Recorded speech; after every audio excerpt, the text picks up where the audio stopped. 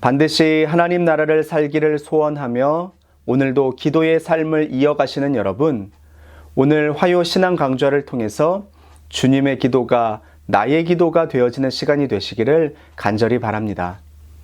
오늘은 주기도문 네 번째 시간인데요.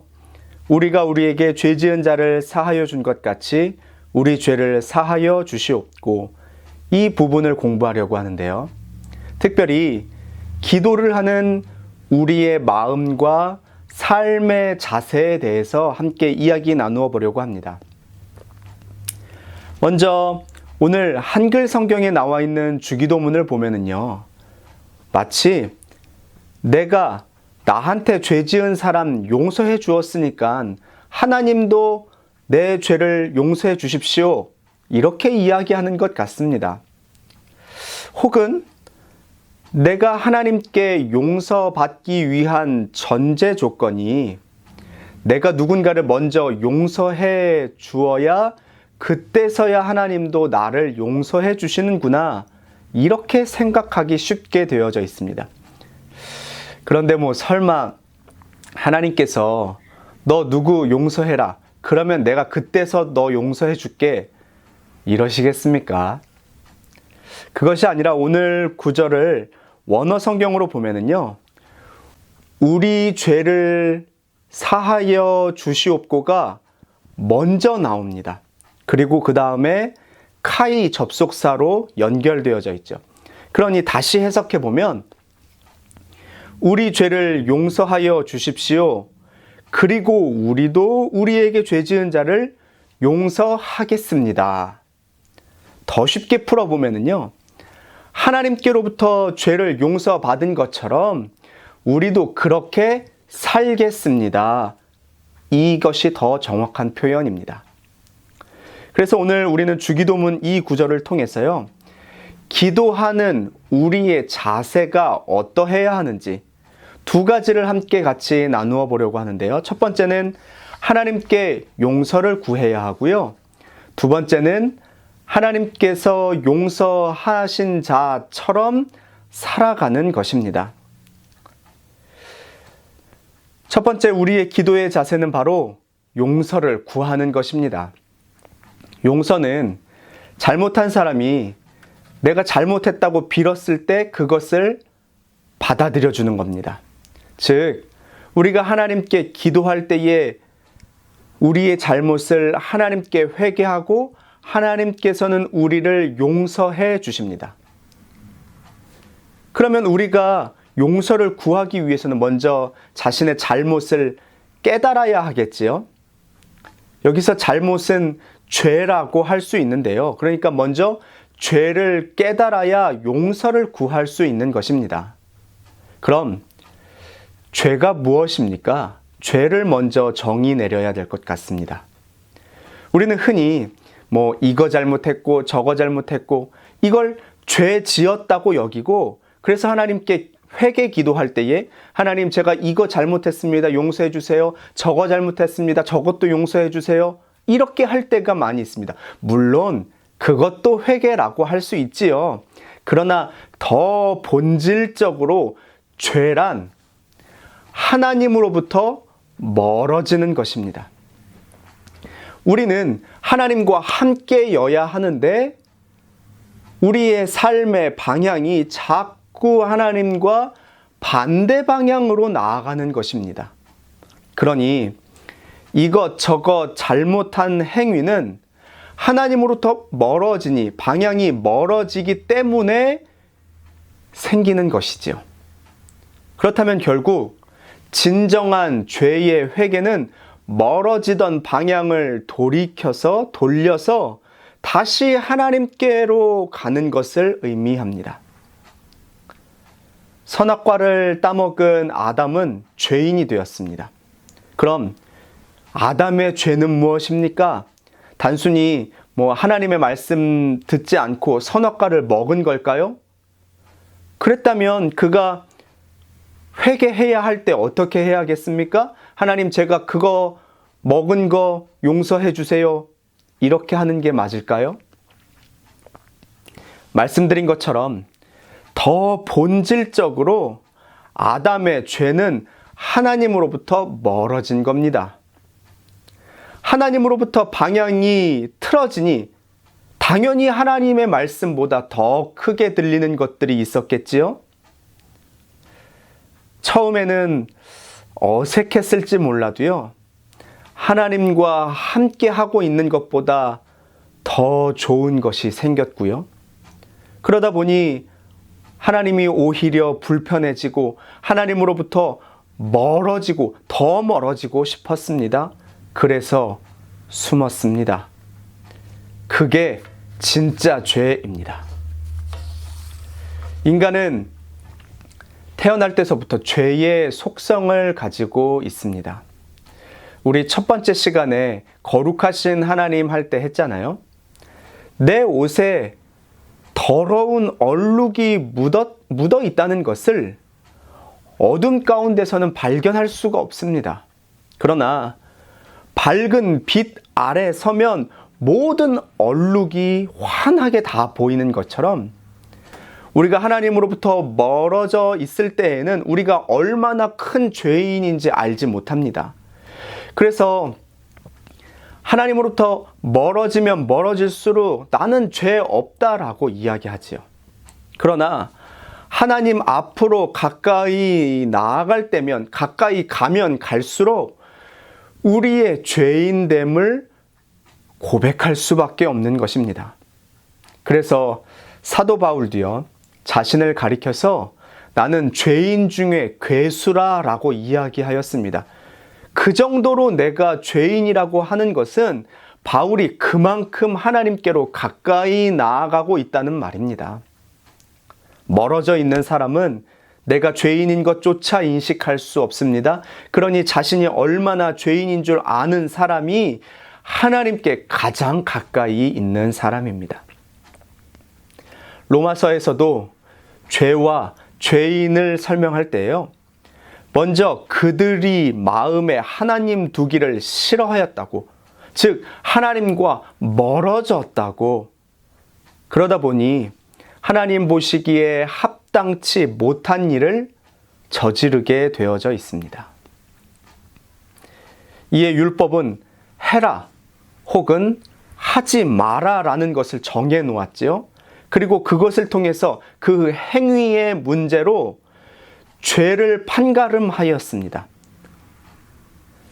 예를 들면 하라고 했는데 하지 않았거나 하지 말라고 했는데 했거나 그랬을 경우에 그것을 죄라고 단정했습니다.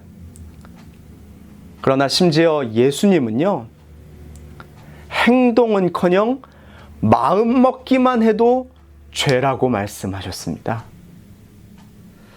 그렇게까지 말씀하신 이유는요, 바로 우리가 우리의 마음속에 죄의 속성을 가지고 있고 우리가 하나님으로부터 멀어지는 순간 언제든지 그 마음을, 죄의 마음을 실행에 옮길 수 있는 사람들이 바로 우리들이기 때문에 그렇습니다. 그러니 우리가 기도할 때에 우리의 모습을 깨닫고 용서를 구해야 합니다. 이 회개는 단순히 죄의 항목들을 나열하는 것으로 끝나서는 안 된다고 했죠. 이제는 분명히 방향을 틀어서 돌려서 하나님께로 나아가겠다는 고백이고 결단이어야 합니다. 그렇게 나아갔을 때에 하나님은 무조건 받아주시는 것, 이것이 바로 하나님의 용서입니다. 이렇게 용서하시는 하나님을 경험한 사람들은요, 이제 두 번째 기도의 자세, 용서받은 자처럼 살 수 있고 또한 살아야 합니다.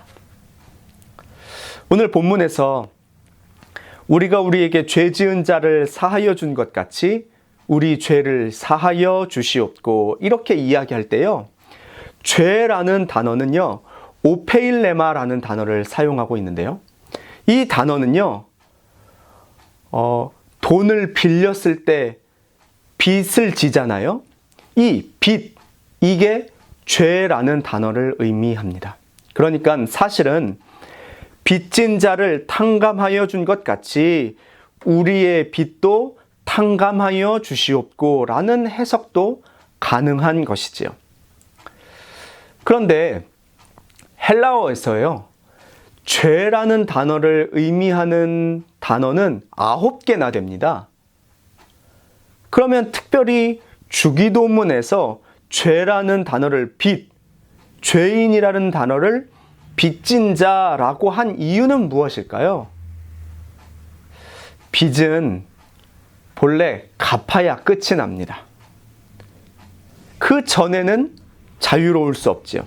그런데 그렇지 않아도 되는, 즉 빚을 갚지 않아도 자유롭게 될 수 있는 단 한 가지 방법은 꿔준 사람이 빚을 탕감해 주었을 때입니다. 그때만 자유로워질 수 있습니다. 마태복음 18장에서 예수님께서요, 용서에 대한 것을 설명하시며 비유로 하신 말씀이 있습니다. 한 임금에게 1만 달란트를 빚진 자가 있었습니다. 1만 달란트라는 것은 개인이 평생 갚아도 갚을 수 없을 그만큼 큰 돈입니다. 심지어 자신의 것을 다 팔아도 갚는 것은 불가능합니다. 그러니 이 빚진 자는 일평생 얼마나 죄인처럼 살아갈 수밖에 없었겠습니까? 그런데 이게 웬일입니까? 어느 날 임금이 이 사람을 부르더니 불쌍히 여겨 모든 빚을 탕감해 줍니다. 이 사람은 이게 꿈인지 생신지 얼마나 당황스럽고 말로 표현할 수 없이 기뻤겠지요. 그런데 그렇게 빚을 탕감하고 돌아가던 길에 자신이 예전에 100데나리온 꿔준 사람을 만났습니다. 친구입니다. 1달란트가 약 6,000데나리온 정도 되거든요. 그러니까 자기가 탕감받은 1만 달란트에 비하면 비교할 수조차 없는 금액, 적은 금액입니다. 그러면 자신이 그 큰 복을 받았으면 충분히 자신에게 100데나리온 정도 빚진 사람 정도는 자신도 탕감해 주어야 맞겠다 싶지만 이 사람은 그러지 않았습니다. 성경에 보니까요, 목을 잡고 빚을 갚으라고 난리를 칩니다.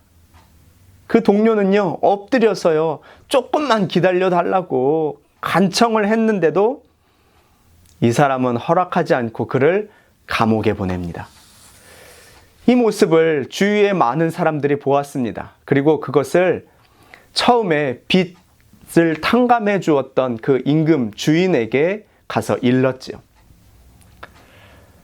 어떻게 됐겠습니까?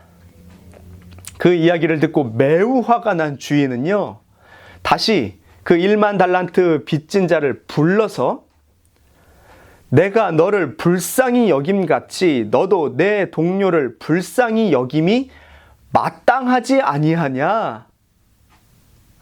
이렇게 이야기하고 그 빚을 다 갚도록 감옥에 쳐 넣었습니다. 여러분, 이 사람이 결국 감옥에 가게 된 실질적인 이유가 무엇입니까? 1만 달란트를 못 갚았기 때문입니까? 아니면 빚을 탕감받은 자처럼 살지 않아서입니까? 예수님께서는 지금 이 주기도문을요,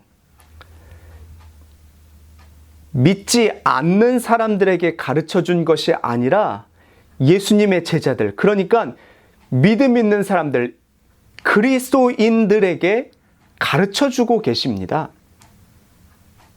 그런 그들에게 이제부터 진짜 필요한 것은 바로 용서받은 자처럼, 빚을 탕감받은 자처럼 살아가는 것, 그리고 실천하는 것이라고 말씀하고 계시는 겁니다. 믿음은 바로 그런 것이거든요. 삶으로 실천하는 것까지가 믿음입니다. 기도도 바로 그런 것이거든요. 기도하였으면 기도한 사람처럼 살아가는 것까지가 기도입니다. 우리는 하나님께 갚을 길 없는 빚을 탕감받은 사람들이잖아요. 그러면 어떻게 살아야 합니까?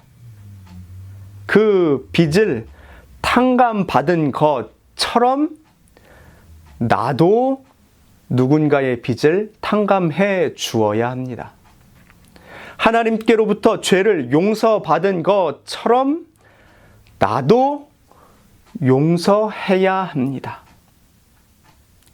자신의 죄가 얼마나 큰지, 자신이 얼마나 큰 죄인인지 아는 사람은요, 다른 사람이 나에게 저지른 죄도 용서할 수 있습니다. 그것을 깨닫게 하시는 것이 바로 하나님의 은혜입니다. 오늘 우리는 우리가 우리에게 죄 지은 자를 사하여 준 것 같이 우리 죄를 사하여 주시옵고, 이 부분을 통해서 기도하는 우리의 자세에 대해서 함께 살펴보았습니다. 첫 번째는 우리가 기도할 때 우리의 죄를 깨닫고 하나님께 용서를 구하는 것이 필요합니다. 특별히 하나님으로부터 멀어지려는 우리의 죄의 본성을 깨닫고 다시금 하나님께 방향을 돌려 나아가는 것이 중요합니다. 그래야 밝은 빛 아래서 우리의 죄를 인식할 수 있습니다. 두 번째는요, 하나님께 용서받았으면 이제는 용서받은 자처럼 살아가는 것이 필요합니다. 그것이 바로 빚진 자의 마음이고 그 빚을 탕감받은 자의 삶의 자세입니다. 여러분, 이제 그렇게 기도하시고 그렇게 살아가시기를 간절히 바랍니다.